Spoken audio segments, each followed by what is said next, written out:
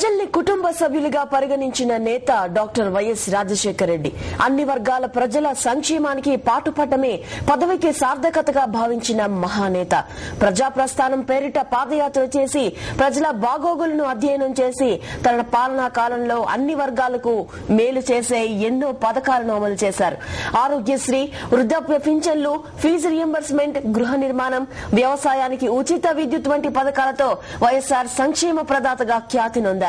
చరిత్రలోనే అరుదైన రీతిలో జలయజ్ఞం పేరిట ఎన్నో ప్రాజెక్టుల నిర్మాణానికి సంకల్పించారు. రాష్ట్రాన్ని హరితాంధ్రప్రదేశ్ గా రూపొందించాలని అనుకున్నారు. మహిళల అభ్యున్నతికి విశేషంగా కృషి చేశారు. అందుకే భౌతికంగా ఈ లోకం నుంచి నిష్క్రమించిన కోట్లాది మంది హృదయాల్లో కొలువు తీరారు.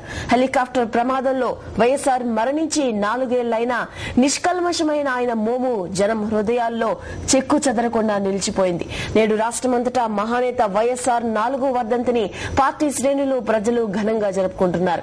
అనేక ప్రాంతాల్లో వైఎస్ విగ్రహాలకు నివాళులు అర్పించడంతో పాటు అన్న, వస్త్ర దానాల వంటి ఎన్నో సేవా కార్యక్రమాలు చేస్తున్నారు. వైఎస్ పథకాలతో లబ్ది పొందిన వారంతా ఆయన లేని లోటును స్మరించుకుంటున్నారు. అటు ఇరుపులపాయలో వైఎస్ 4వ వర్ధంతికి ఏర్పాట్లు ఘనంగా జరుగుతున్నాయి. వైఎస్ఆర్ సతీమణి విజయమ్మ, కూతురు షర్మిల, ఇతర కుటుంబ సభ్యులు, బంధువులు అంజలి ఘటించి నివాళులు అర్పించనున్నారు.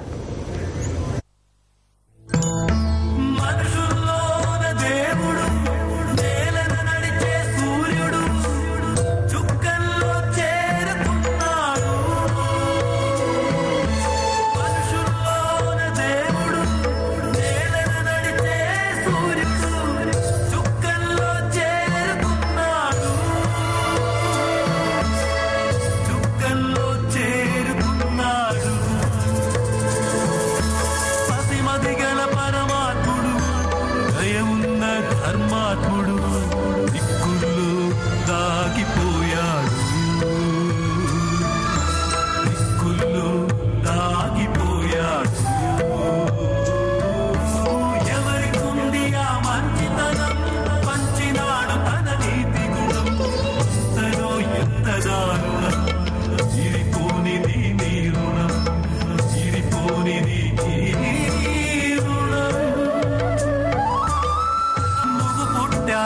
పుట్టిందా మానవత్వము, నీతో పాటే పెరిగిందా దైవతత్వము.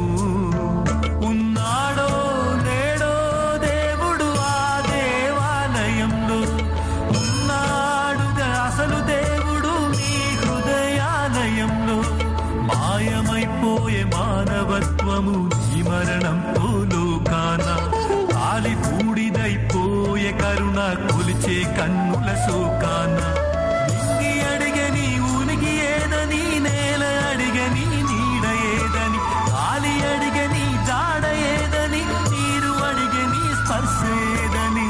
అమ్మనన్నది ఈ లోకం, నువ్వు లేవన్న చేదు నిజం.